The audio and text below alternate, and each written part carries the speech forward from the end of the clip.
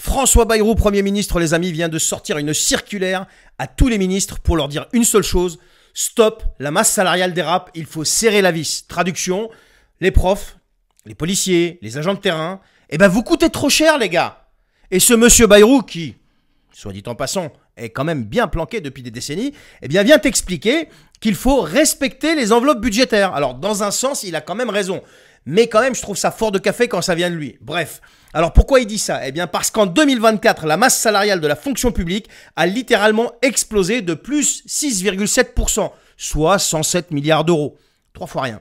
Et selon lui, ça devient un problème. Alors bien évidemment, il ne parle pas du train de vie des cabinets ministériels, il ne parle pas des salaires des hauts fonctionnaires, il ne parle pas des retraites cumulées, il ne parle pas des primes à 5 chiffres dans les agences d'État, il ne parle pas des types comme Moscovici qui cumulent je ne sais combien de retraites. Non, on ne parle pas de ça. Le problème, c'est les petites augmentations, par exemple des policiers, des instits, des greffiers, tu vois. Et pour lui, 3,7 milliards d'euros d'augmentation via les mesures catégorielles, eh bien c'est à maîtriser. Ce sont des hausses ciblées pour les métiers en tension, des missions difficiles qu'il pointe du doigt, ce mec. Il faut savoir de quoi on parle. Il t'explique que ces hausses, même si elles sont justifiées, doivent être encadrées, cohérentes, prévisibles. Non mais attends, le gars, il est Premier ministre. Il a un cabinet, une sécurité, un logement de fonction, et j'en passe.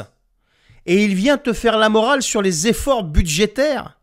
Il veut que tu fasses le tri entre tes agents, par exemple, que tu supprimes des régimes qui sont soi-disant obsolètes, que tu fusionnes, je sais pas moi, des services, des corps. Mais lui, il fusionne quoi à part des discours creux? Alors moi, je suis d'accord, hein, mais qui commencent déjà par eux-mêmes, ces gens-là. Tu veux parler de dépenses publiques, François?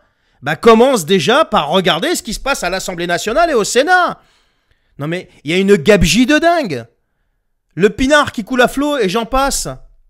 Non mais, je sais pas moi, regarde les 577 députés et les 300 et quelques sénateurs qu'on engraisse pour des lois copier-coller de Bruxelles. Ce sont devenus des cabinets d'enregistrement, les trucs. Regarde aussi les cabinets de conseil, à qui on balance des milliards pour des conseils et des travaux qui peuvent être faits par nos hauts fonctionnaires qu'on paye déjà, tu vois. Regarde aussi les agences d'État complètement inutiles, les doublons administratifs, les 600 000 élus de ce pays. Mais non, Bayrou, il cible qui? Ceux qui bossent, les invisibles, les silencieux.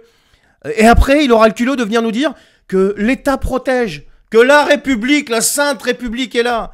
Non mais tu veux des économies? Commence par couper dans le luxe des politiques, là. Pas dans les salaires de ceux qui tiennent la baraque.